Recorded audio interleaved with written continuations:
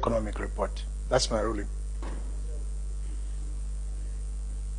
Honorable Member for Mazabuko Central.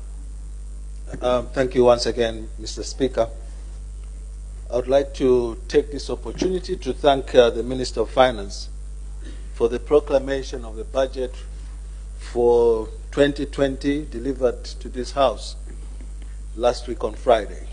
I want to congratulate him most especially for being patriotic and taking up the mantle to be the Chancellor of the Exchequer at a time when things and systems of government are literally broken. That is patriotism on his part, and I would like to commend him for that. And we also wish him success, because his success is our success. Suffice to mention once again that brave is he who takes the mantle in the midst of destruction, as occasioned by a patriotic front as a government on the economy. Mr. Speaker, the hazards that we are experiencing economically in this country, most of them are man-made. I'd like to attract the minister to his budget speech, and in his response, it would be nice if he can make a connection among his speech, his immediate predecessor's speech, Honorable Minister Margaret Mwanakatwe, whose theme was delivering fiscal consolidation for sustainable and inclusive growth, and also maybe target to Honorable Minister Mutati in 2017 when they had come with the concept of Zambia Plus, which I think they have abandoned because there's no mention of Zambia Plus anymore. Mr. Speaker, his budget, with the theme of focusing national priorities towards stimulating domestic economy.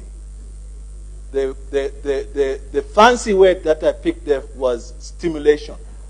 When you are stimulated, when you get stimulus, you get excited. It's like a washing machine when it's agitating. As far as I am concerned, with the figures that the minister presented before me, I did not see no stimulation coming to the economy, because only 10% of the figures that he gave are going to the most important sectors of our economy.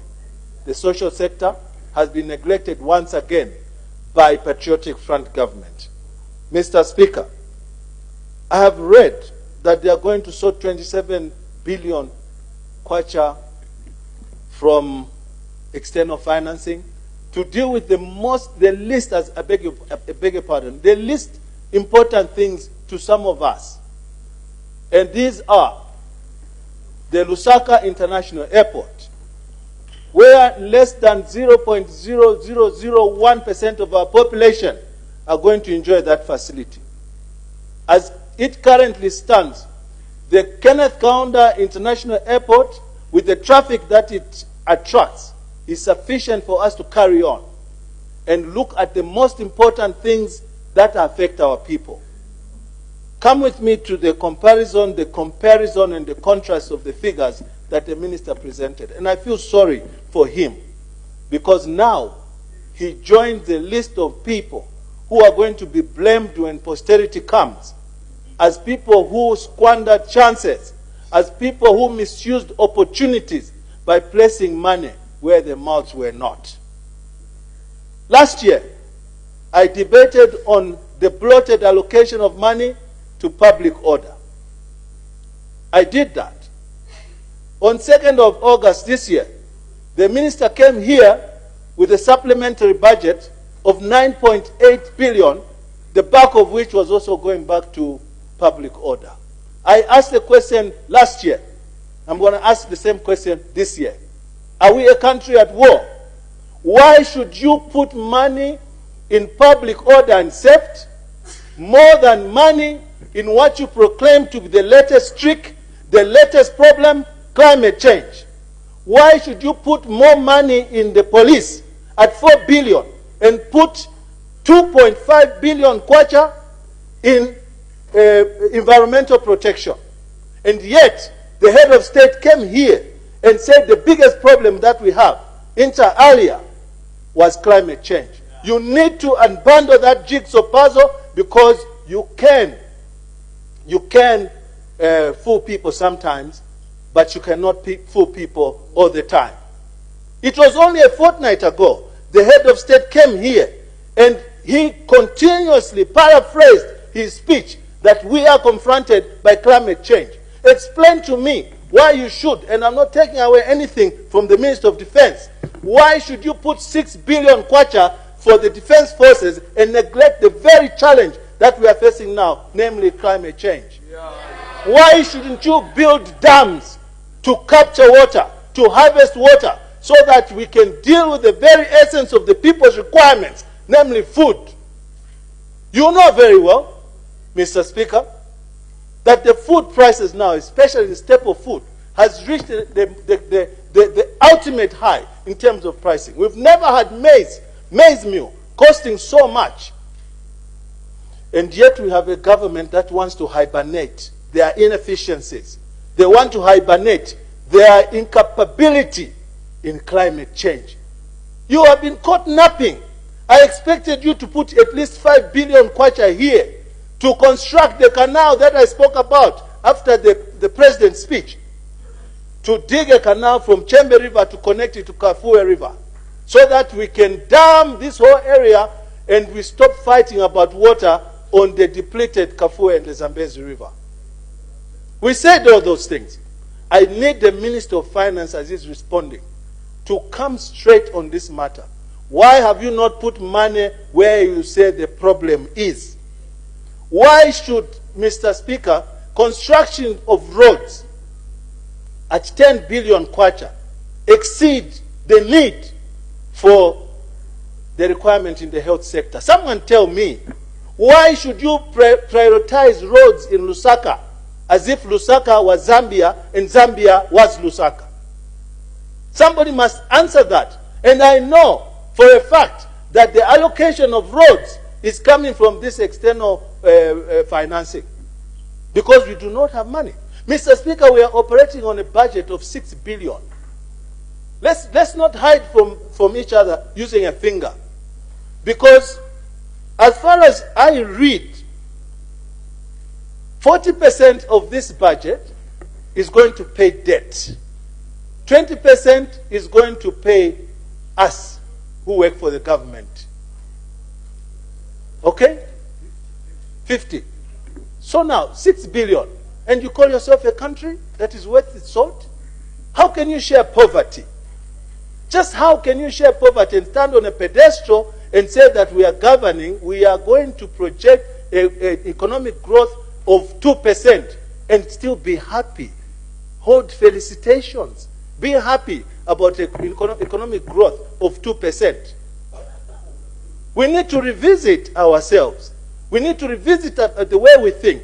We need to hold hands and explain to one another that you can fool people sometimes, but you cannot fool people all the time. That you can run, but you cannot hide. Through you, Mr. Speaker, the Minister of Finance is a headstrong human being. He's a very headstrong human being, and I congratulate him. And I want to hear, because what I'm about to say now is to do with taxation, which is one of the picking points for money. It is this government, these ones, before the minister came, who stood every given moment to eulogize the GST, the sales tax. It is them. They are filibusters. They kept moving from January 1, they moved to April, filibustering, glossing over policy, just to wait for one individual who I salute for making that bold decision that you are taking the country in the wrong direction. That notwithstanding, the Minister of Finance, to me, I view him as like a loss adjuster in an insurance industry, who is going to make an assessment of a loss of an extensively damaged vehicle, which is called salvage. In its current state, in the manner they've run the economies of this country, the salvager is the Minister of Finance. He has come to find some salvage value for the remnants of the glorious past, the Patriotic Front. Those that were so dear to everyone. Today, Mohamed Sana is a man living in the remnants of the glorious past, always trying to impress people. Remove the gloss on the face. Let's see your natural skin. Order. The time now is 16:40. I suspend business for 20 minutes. Good afternoon. Live pictures coming to you from the chamber. The member for Mazabuko Central was debating. May he continue? I was saying remove the gloss and the face powder from your faces so that the Zambians can know the real you. Time now for pretending has come to an end. The way some of us view PF, Madam Speaker, is like a fig tree. If you lived in the village before, you will see that a fig tree produces good fruit.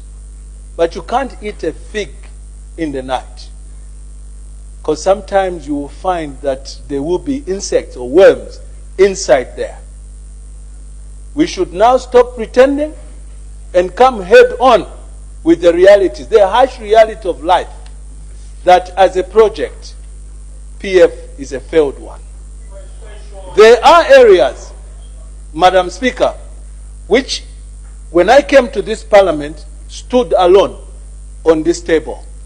It included agriculture. Now it is a subheading under economics affairs. And it's business as usual. FRA, 1.1 billion. I beg your pardon. A farmer input support program, 1.1 billion. FRA, 680 million. Total, 1.7. Things that do not work. We have proved that under the model that PF have taken as e-voucher, now they are backtracking to go back manual in certain districts, and that's a fact. It is not working. Food is still expensive. FISIP is gobbling a lot of money. You need a think tank that will sit and bundle the jigsaw puzzle so that for once you can record a success where this is concerned.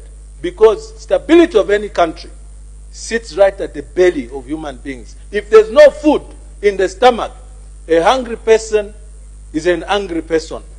They are emotionally imbalanced when they are hungry.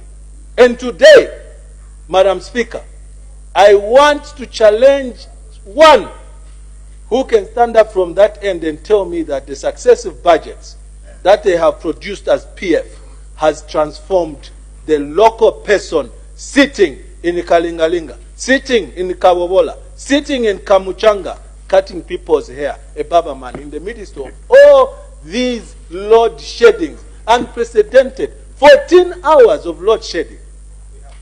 All right? They export power. That is a fact. They export power to Malawi, much to the chagrin of the local player here who welds a gate to make a living for their family. They do that.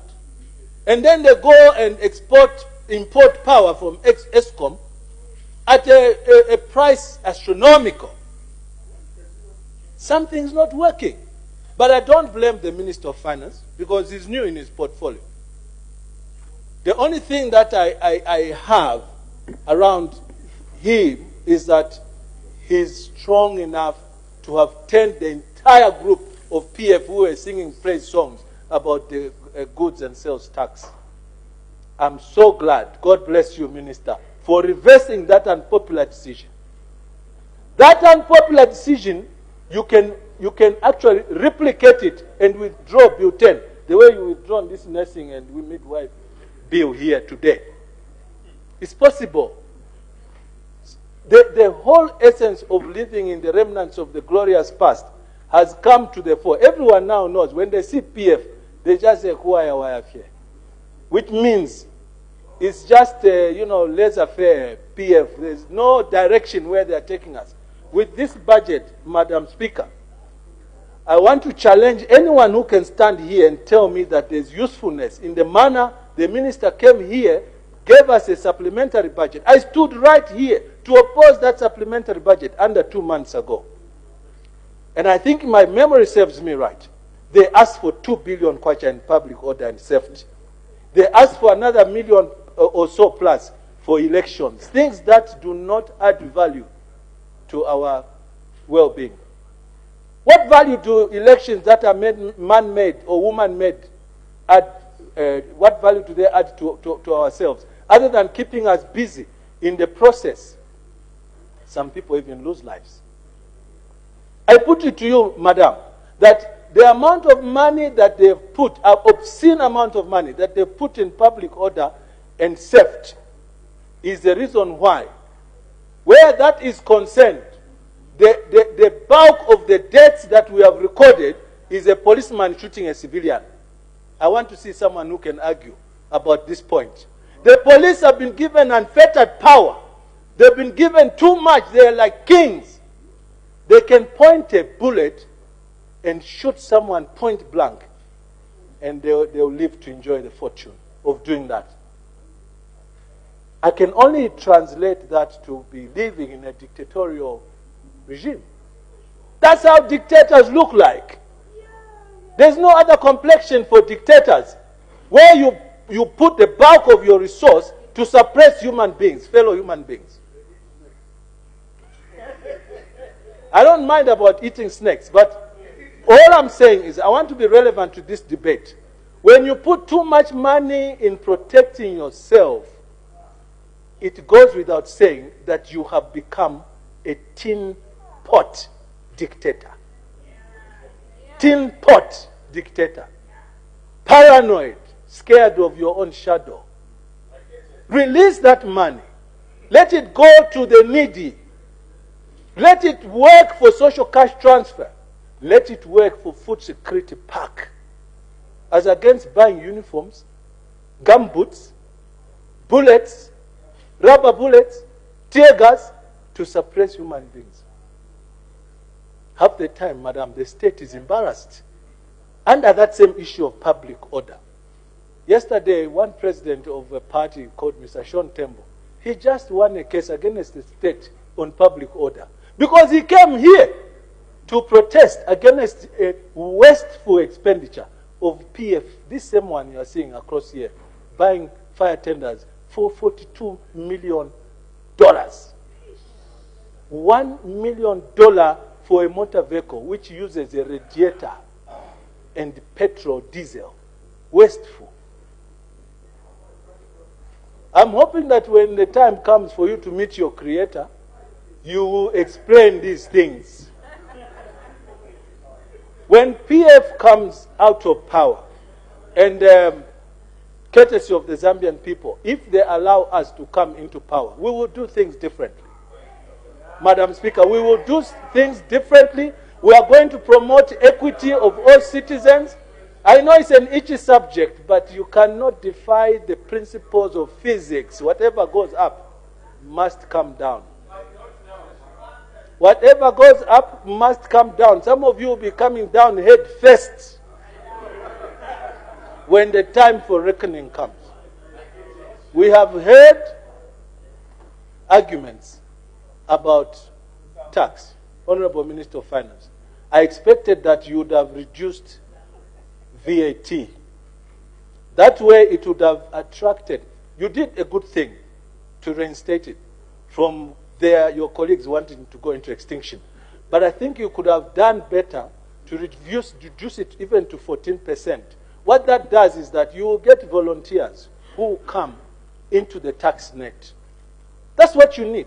You need every Zambian to participate in tax contribution. If you dropped the VAT, the taxes down, there's no country that has developed based on tax. You will see people who want to voluntarily become compliant. Today, the heavily taxed few always evading tax. The indictment has come on those of them that you found, Honorable Minister, those who were praising songs about goods sales tax, including the Zambia Revenue Authority. They came here defending a useless A useless tax regime which we've never heard before anywhere in the world. When we asked them, where has it worked at Central African Republic? Can you say Central African Republic, a failed state, is something that you can emulate? You cannot.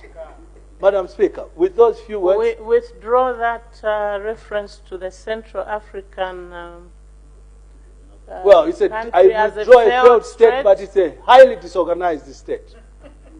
That's the route they wanted to take us. I thank you.